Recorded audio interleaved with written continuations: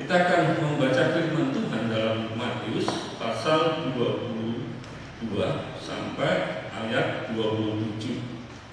Sebenarnya ayat ini sudah biasa kita dengar ketika kita masih di sekolah minggu maupun pemuda remaja sampai dewasa. Pada hari ini kita sering mendengarkan firman Tuhan ini.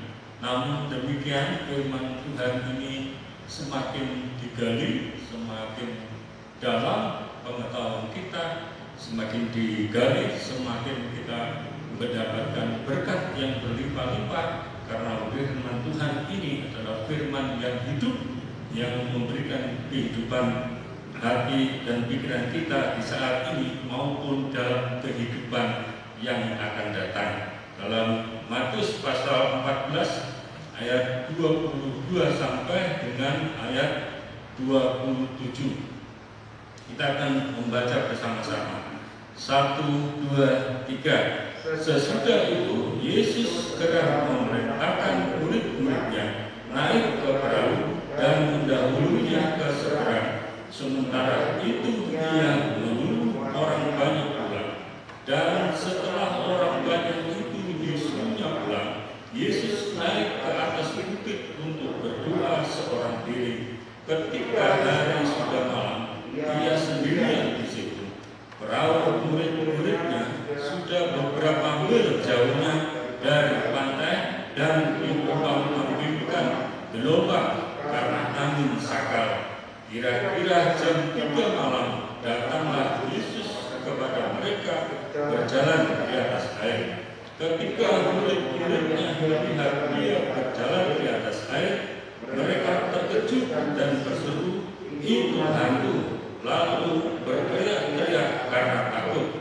Tetapi segera Yesus berkata kepada mereka, "Tenanglah, aku ini, jangan takut." Haleluya, puji Tuhan. Firman Tuhan, tema kita adalah tenanglah, aku ini, jangan takut. Saudaraku sekalian, dalam kehidupan kita sehari-hari, itu hari-hari yang kita lalui itu mendadak begitu banyak perubahan, baik itu di sekitar negara kita maupun di dunia internasional. Saudara, kita tidak pernah menemukan penyakit COVID, maka penyakit COVID ini, pandemi COVID itu merubah segala sesuatu yang sudah biasa dilakukan oleh manusia. Kita dahulu diajarkan untuk bertemu dengan orang harus tersenyum, ya, harus menyapa. Tapi sekarang kita diajarkan untuk tidak tersenyum. Ya. Bagaimana mungkin kita bisa tersenyum? Ya, karena paling tidak alisnya yang kelihatan, karena mulut kita tertutup dengan masker. Dahulu kita biasa bertemu orang yang tua kita berjabat tangan, tapi sekarang itu berjabat tangan itu menjadi susah, karena kita diajari kalau berjabat tangan harus jangan menyentuh, harus menggenggam tangan atau silang ya, atau cuma dada aja gitu ya. Nah, itu perubahan-perubahan yang terjadi. Bahkan sekarang hari ini mengajarkan kepada kita, tenanglah, aku ini, jangan takut. Mengapa Tuhan sampai mengatakan seperti ini? Yang pertama itu alasannya adalah Tuhan Yesus sanggup memelihara kehidupan kita. Tuhan Yesus itu sanggup memelihara kehidupan kita ketika orang-orang yang sudah mendengarkan khotbah itu berhari-hari, dan kemudian Tuhan Yesus mengetahui mereka sedang dalam keadaan lapar, dan murid-muridnya harus bertanggung jawab untuk memberikan makan kepada orang begitu banyak orang itu.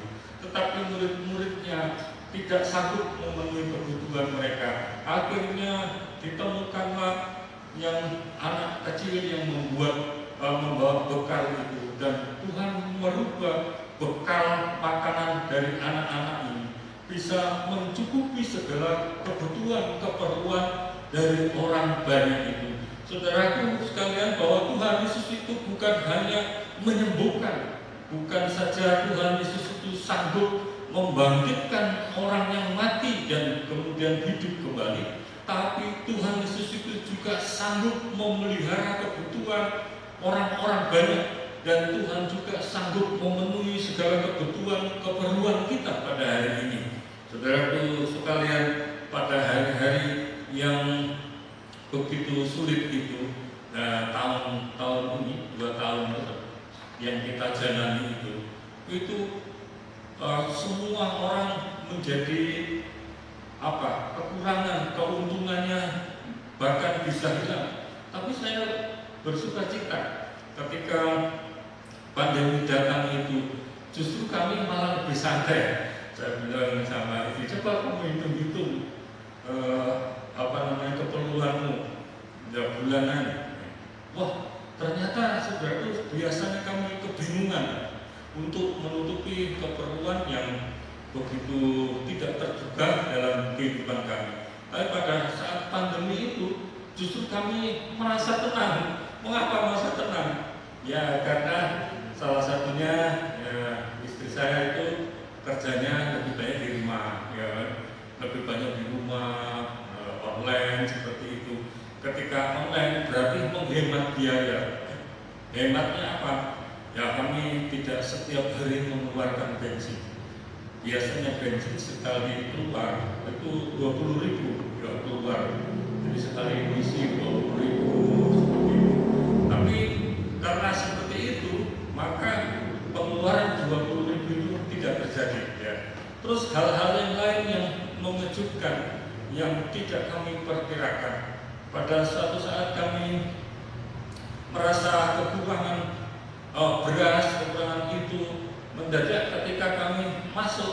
Michael sedang sama Gaby itu siang-siang pada istirahat gitu.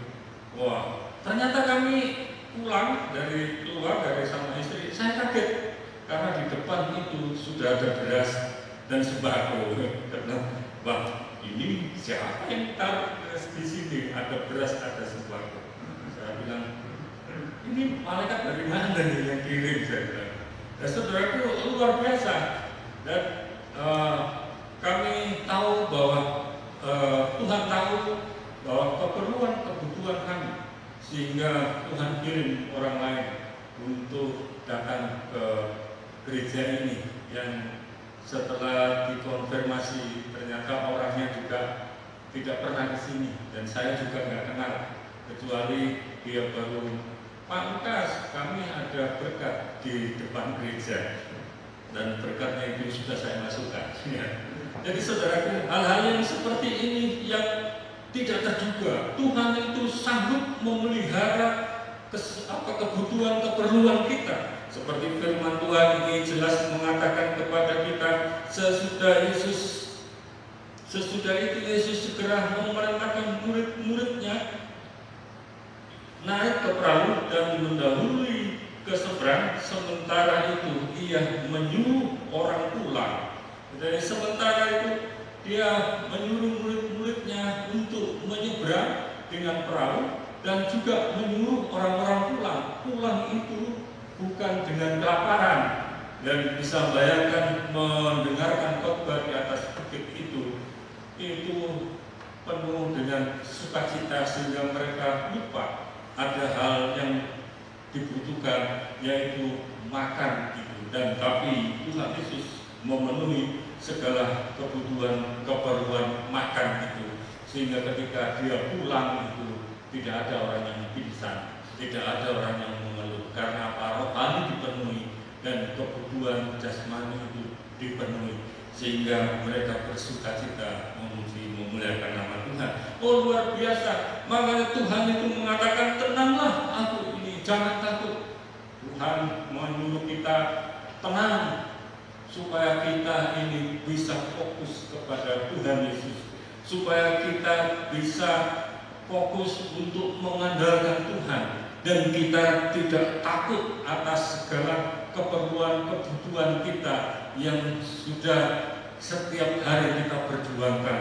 Saudara, bukankah Tuhan juga mengajarkan kepada kita supaya kita memperhatikan yaitu burung pipit yang tidak pernah menanam, yang tidak pernah punya ladang, tapi dia bisa hidup setiap hari, dan dia bisa menyanyi bersiul setiap hari karena Tuhan itu memeliharanya. Bahkan burung yang kecil itu, yang kecil harganya itu, ya kan, kalau jatuh pun itu atas seizin Tuhan dan sepengetahuan dari Tuhan. Ini luar biasa, kita mau lebih dari kondisi itu. Yang kedua, Tuhan itu mengajarkan kepada kita, tenanglah aku ini, jangan takut. Karena apa? Karena ia ada dalam kesusahan kita.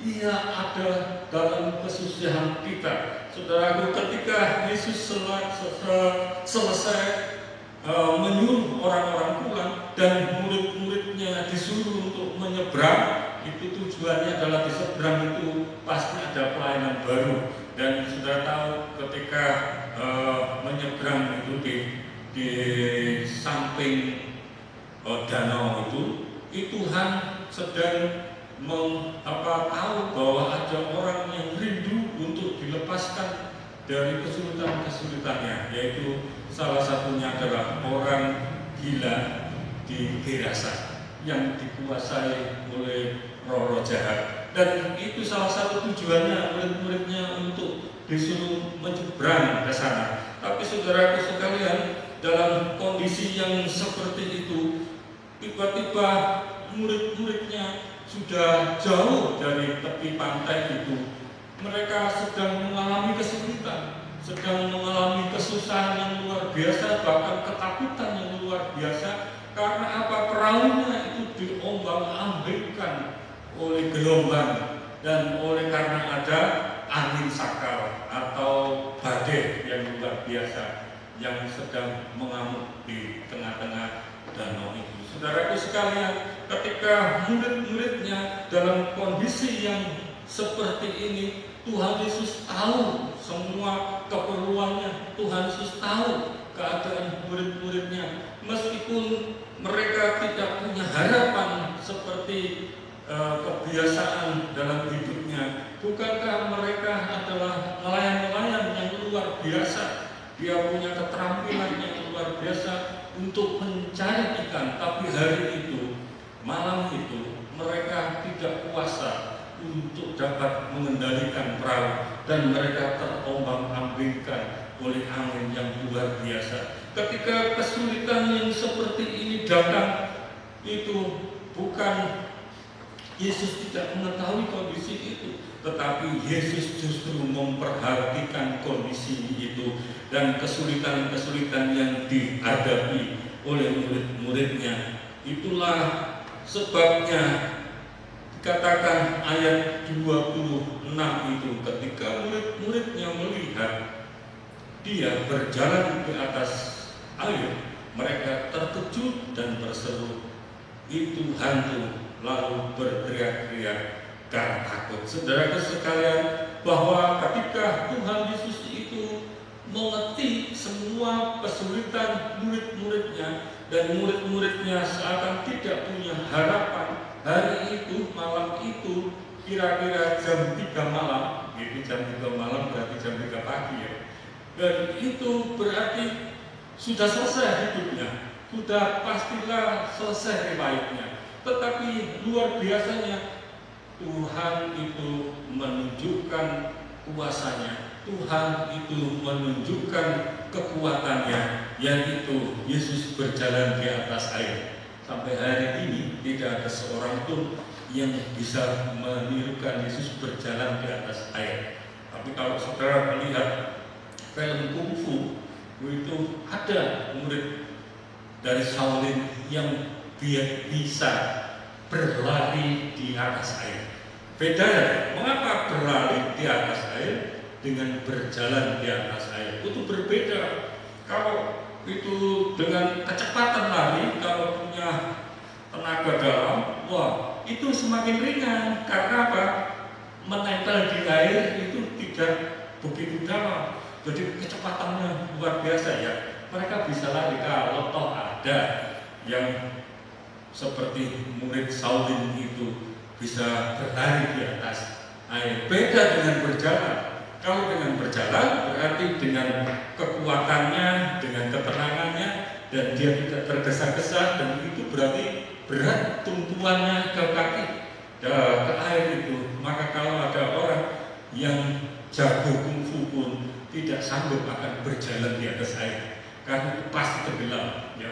Dan itu membutuhkan tenaga ringan, badan itu lebih tinggi. Tidak mungkin seperti itu. Tapi Yesus berjalan di atas air, yang artinya dia berkuasa atas air itu, dia berkuasa atas badai itu, dan dia berkuasa atas segala alam semesta itu. Itu tujuannya apa? Salah satunya saat itu menyelamatkan murid-muridnya yang merasa ketakutan dan hampir mati itu. Saudaraku sekalian, hal seperti ini seringkali kita juga menghadapi. Seringkali kita menghadapi situasi yang menekan kita, dan kita tidak punya pengharapan. Mungkin ini sudah habis karirku, mungkin ini sudah habis masa hidupku, aku sudah semakin tua untuk dapat bekerja. Di mana-mana perusahaan pasti membutuhkan tenaga muda, sedangkan kami sudah mulai tua. Mana mungkin, dan penghasilan itu mungkin sudah surut seperti itu, dan kita punya pemikiran-pemikiran yang seperti itu. Tapi percaya saudara kepada Tuhan, Tuhan mengajarkan kepada kita, tenanglah. Situasi yang gawat, yang serumit sekalipun, tenanglah. Untuk apa? Supaya kita fokus kepada Yesus Kristus. Aku ini, saudara, tenanglah, aku ini. Ya, supaya apa? Supaya kita bisa mengendalikan diri kita. Jangan takut, semua itu masalah pasti ada jalan keluarnya. Tuhan pasti tidak meninggalkan kita, dan Tuhan pasti menolong setiap hal-hal yang gawat di dalam kehidupan kita. Tuhan akan menyertai kita dan menolong kita. Haleluya, puji Tuhan. Saudaraku, yang ketiga dan yang terakhir itu, mengapa Tuhan mengatakan, tenanglah aku ini, jangan takut. Karena Tuhan itu siap untuk memberi jawaban terhadap kesulitan kita. Tuhan selalu senang menanggapi orang yang berseru kepada Tuhan. Tuhan itu senang menanggapi orang-orang yang sedang bergumul di dalam doanya. Tuhan senang memperhatikan anak-anak Tuhan yang selalu mengandalkan Tuhan dalam kehidupannya. Dia senang sekali memperhatikan anak-anak Tuhan yang sedang dalam kesulitan dan mara bahaya. Tuhan itu senang Perhatikan anak Tuhan ketika mereka berjuang dalam hidupnya, dia tidak mengenal menyerah, dia terus berjuang di dalam kehidupannya untuk menjadi sukses. Bahwa Tuhan itu senang dengan hal-hal yang seperti ini yang sedang diperjuangkan oleh anak-anak Tuhan. Makanya Rasul Paulus itu sudah jelas mengatakan bahwa tidak tahukah kamu bahwa Allah itu turut bekerja di dalam kita. Apapun yang kita lakukan, bahwa Allah itu turut bekerja dan menolong kita. Ketika murid-muridnya yang sedang ketakutan itu sampai salah paham dia kepada gurunya itu, seharusnya dia memanggil Tuhan, kami bersyukur Engkau sudah menolong kami. Kami bersyukur Tuhan, Engkau pada saat detik-detik yang tepat ini Engkau hadir. Tapi muridnya ketika dalam detik-detik itu dia dalam kesulitan dan Tuhan datang itu, bukan kebaikan yang muncul, tetapi kejelekannya yang muncul, yaitu mengatakan hantu, itu adalah hantu. Saudara sekalian, kesulitan itu memang seringkali menekan kita. Pikiran kita tidak menjadi tenang, hati kita menjadi kecewa dan takut. Tapi percayalah kepada Tuhan bahwa Tuhan menyuruh kita, tenanglah aku ini, karena Tuhan itu sanggup memberi jawaban terhadap kesulitan-kesulitan yang kita hadapi. Bagaimana dengan pergumulan anak-anak Tuhan pada zaman itu?